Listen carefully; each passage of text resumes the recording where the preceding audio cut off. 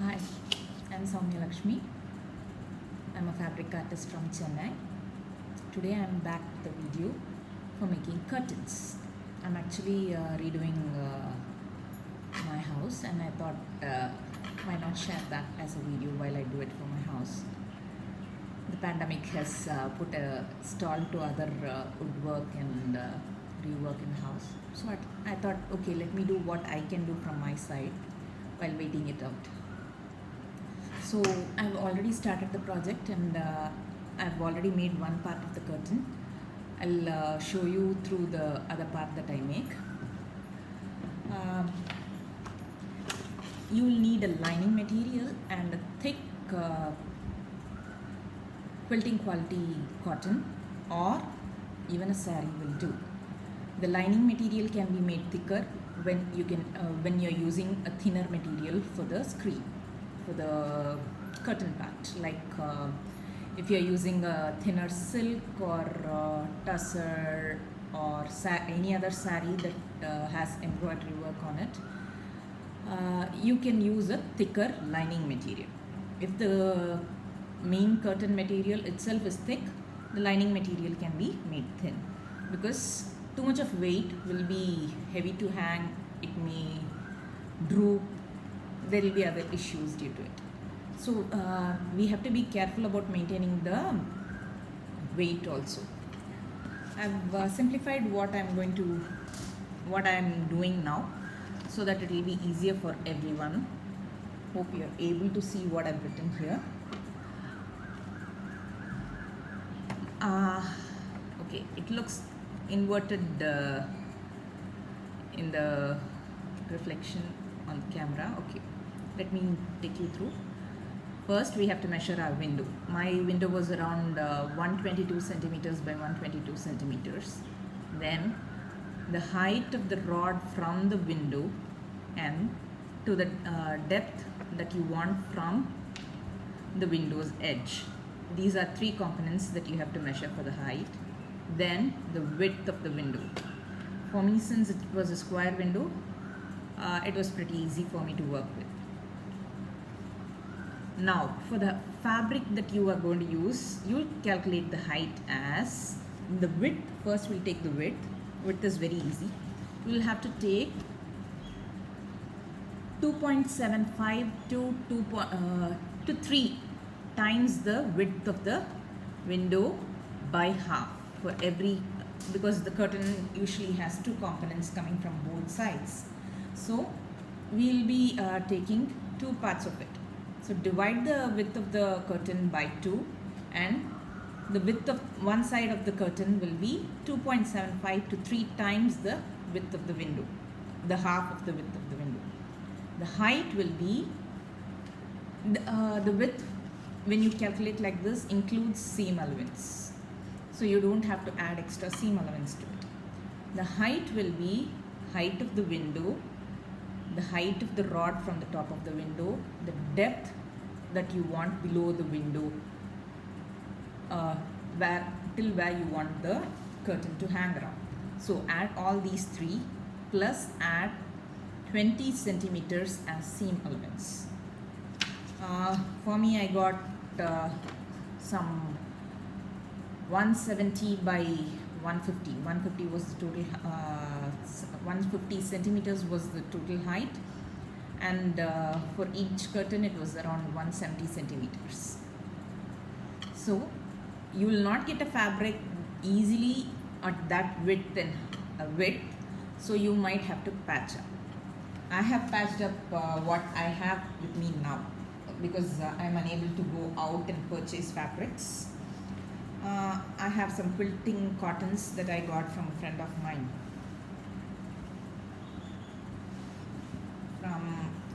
Since I live in Chennai, I got it from the Square Inch in Chennai. I had this fabric and this fabric, but this is both of them are not enough to satisfy the whole dimension requirement, so I've patched it up at different places. Hope you can see. You can patch up and do a top stitch for it to remain in place. For sewing, I would prefer using a better quality thread for this. Here I wanted the core poly on poly, so I didn't use the regular cotton threads or other threads. I made sure I had a thread that was of industrial grade so that it can stand the weight, and the curtain is going to be, my window is very sunlit, so the curtain is going to take in a lot of sunlight, so I don't want the thread to degrade at any point. So I have taken Epic by Coats and Ultima by Coats. Both of these are poly on poly. Core is also poly. These are, I found them to be very sturdy, so, and that's what I have in stock now. So I have used those threads instead of the regular threads that we use for sewing aprons. And I've patched up these two fabrics to look. The top portion is going to be of this print, and the rest of the fabric is going to be of this. Now, since this is a very thick material, I have taken up a thinner material for lining. I'm going to back it up with a white fabric for lining. You will have to take 2 inches less of the lining fabric because you don't want the lining to show up anywhere, and you are trying to reduce the weight. And at the bottom you don't need much of the lining because you will be giving thicker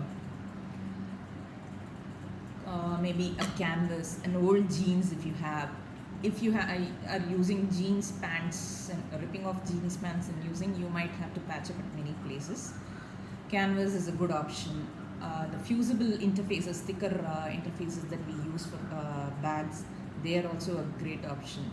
These will be a better option for the bottom portion that it is going to extend below the window level, because that will prevent the curtain from flying. It will add weight to it and it will prevent flying, and it will also give a neat look. The appearance will also be very neat. You can even make frills for those portions. While making frills, it is better to add lining to the frill and add it, because again we need weight to make sure it doesn't keep flying with the wind.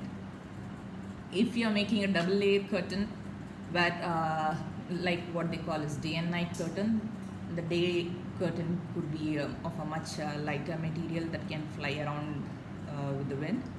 The night curtain can be a thicker material curtain. And you will also have to consider the kind of rod that is fixed above the window area. In mine, the rod was much thinner and it is in a way such that I can remove it. So I'm not going to add buttons. Instead, I'm going to make loops that are fixed to the curtain, so that I just have to slip them through the rod and just hang it around.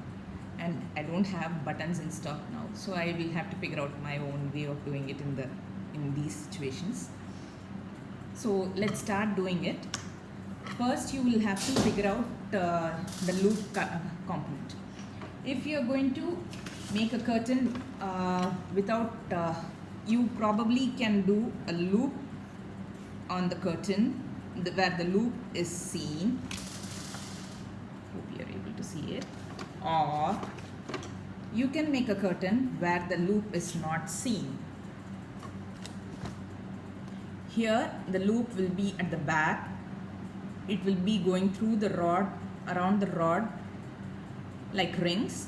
So these loops will not be visible. In this case, you will consider the total. You will take the fabric of the total height that you've calculated. In this case, you will have to minus the height of these loops that are visible and take the fabric accordingly. Now I'm going to do an invisible loop that is going to go behind. So my fabric is of the total height that I've calculated here. To make the invisible loops, I've calculated based on my rings dimension and what goes inside and outside. I've taken around 2 inches wide fabric according to the height that I need. Then I've stitched over the 3 sides. and I have attached a fusible interface to this to make it more sturdy. You could use one of the loop turners, or if you don't have loop turners, a good old ball pen will work. Remove the refill and use the outer portion of the ball pen and the refill to just help you turn it.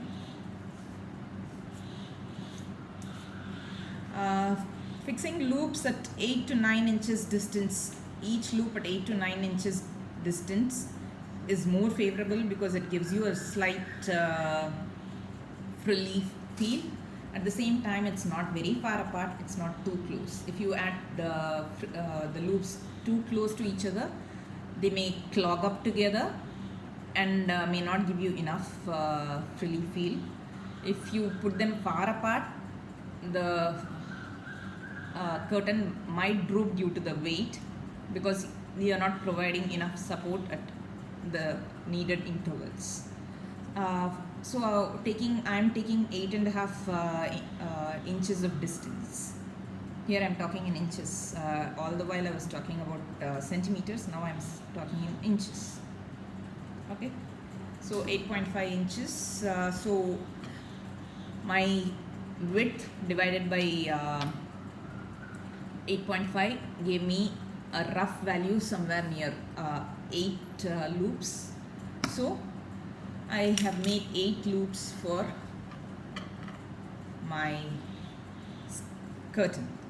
So get the loops ready first and then we'll start sewing. First I'm going to finish the lining. For the lining,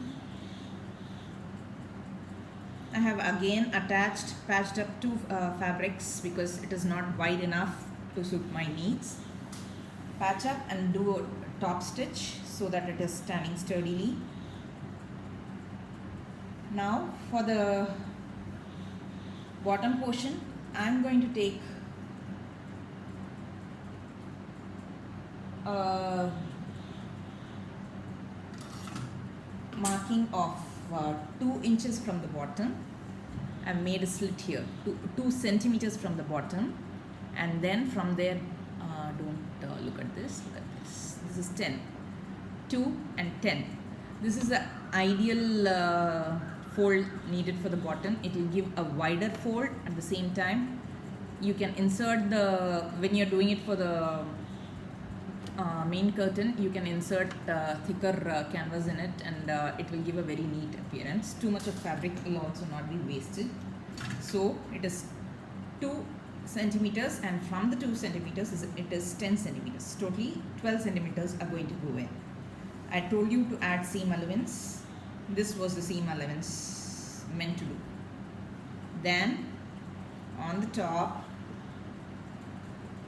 we had added the seam allowance of 20. So 12 are already gone. We have 8 more. That will go into the top fold. So start folding the bottom. Iron it out. It is a lot easier if you iron it out. It will stay in place and you can sew it off easily. I'll just go quickly iron them and get them.